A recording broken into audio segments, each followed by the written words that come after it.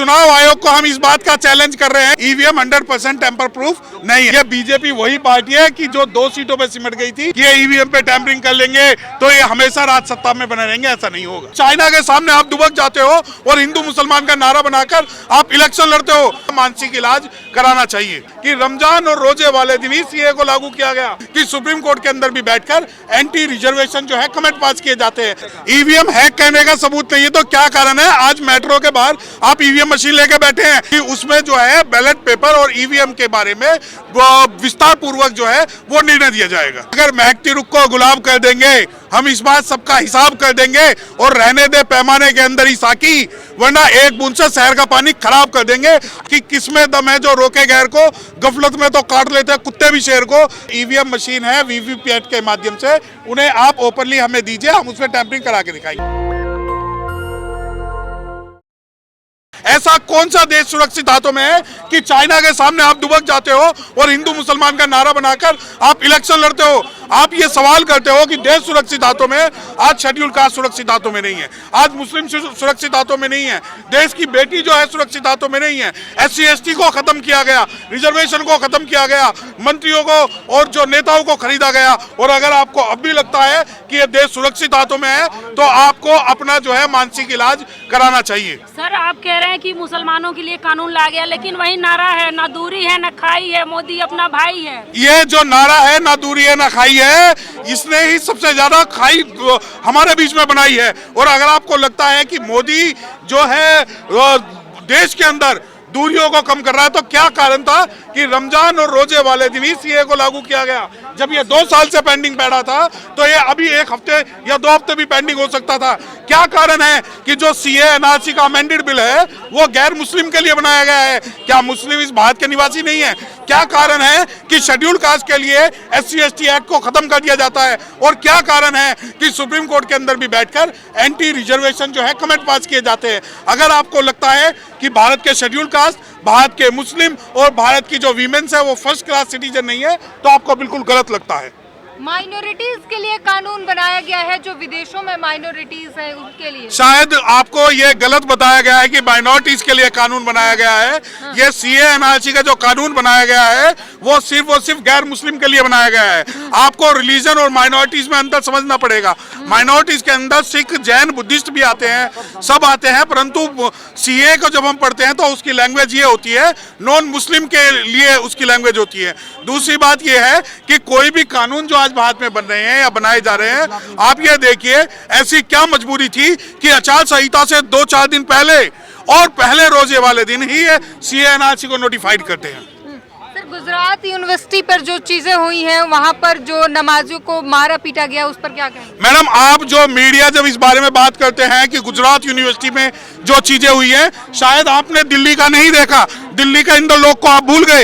एक तरफ दिल्ली का इंद्रलोक आप भूल जाते हैं, दूसरी तरफ यमुना पार में हुए जो दंगे होते हैं उन्हें आप भूल जाते हैं। तो आप गुजरात हजारों किलोमीटर दूर जाने की जरूरत नहीं है, आप दिल्ली के अंदर जाइए। दिल्ली के अंदर आज ये देखिए कि विशेष संप्रदाय के लोग जो है मस्जिदों के सामने जाके एक विशेष प्रकार के नारे मारते हैं और इंद्रलोक की घटना जो है पूरी दुनिया उसको देख रही है। देश मजबूत हो रहा है, आप विरोध कर रहे हैं। देखिए, देश मजबूत नहीं हो रहा, देश को ये बेकार कर रहे हैं, जाति के नाम पे, धर्म के नाम के, करप्शन के नाम पर।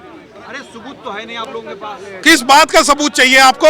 अगर ईवीएम हैक करने का सबूत नहीं है तो क्या कारण है आज मेट्रो के बाहर आप ईवीएम मशीन लेके बैठे हैं?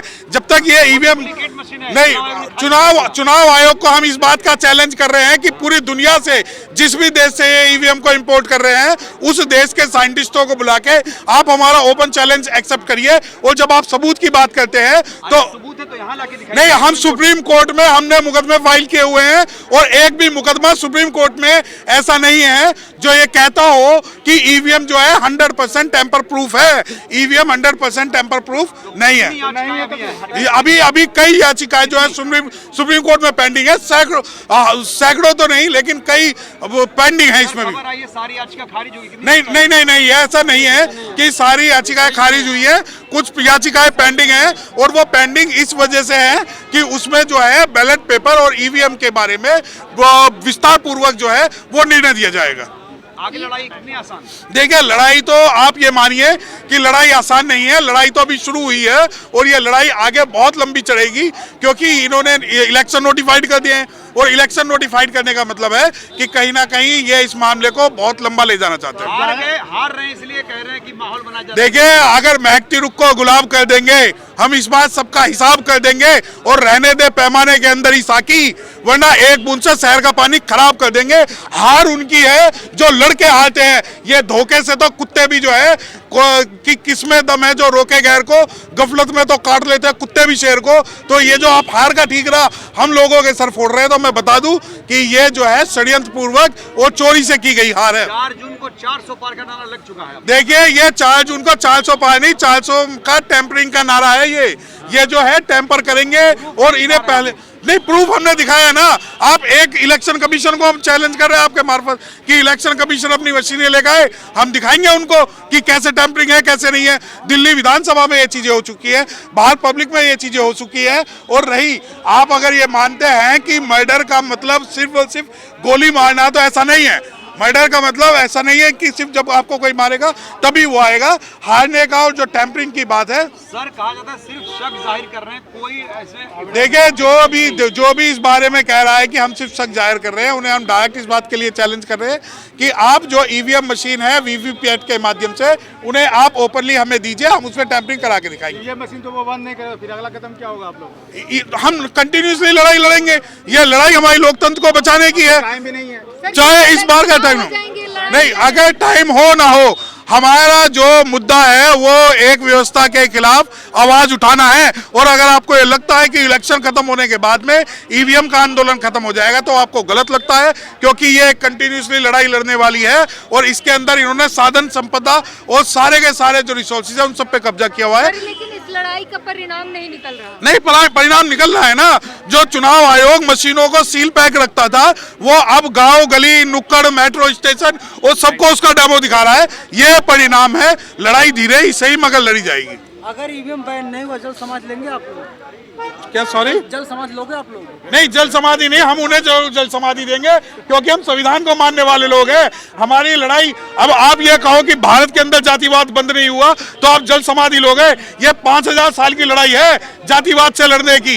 ये 5000 साल की लड़ाई है जिसे ये लड़ रहे हैं। और अगर आपको ये लगता है कि ईवीएम की लड़ाई ये महीने 2 महीने की है, तो सुनिए, हम भी तैयार हैं। अगर ये हमें लड़ाई लंबी लड़वाना चाहते हैं तो हम भी लंबी लड़ाई लड़ने के लिए तैयार हैं। वाले कह रहे हैं चुल्लू भर पानी में डूब मरिए, ईवीएम बंद नहीं होगा। देखिए वो तो वक्त बताएगा कि कौन डूब के मरेगा कौन नहीं मरेगा। और रही बीजेपी की बात, ये बीजेपी वही पार्टी है कि जो 2 सीटों पे सिमट गई थी। और आज भी मैं बता रहा हूँ कि ऐसा नहीं है कि ये ईवीएम पे टैम्परिंग कर लेंगे तो ये हमेशा राज सत्ता में बने रहेंगे, ऐसा नहीं होगा। नेशनल दस्तक की आपसे गुजारिश है कि अगर इसको बचाना चाहते हैं तो नेशनल दस्तक को सब्सक्राइब करने के लिए रेड कलर के सब्सक्राइब बटन को दबाएं, फिर बेल आइकन की घंटी दबाएं। नेशनल दस्तक को बचाने के लिए बहुत जरूरी है कि हर खबर को शेयर करें, लाइक करें, कमेंट जरूर करें।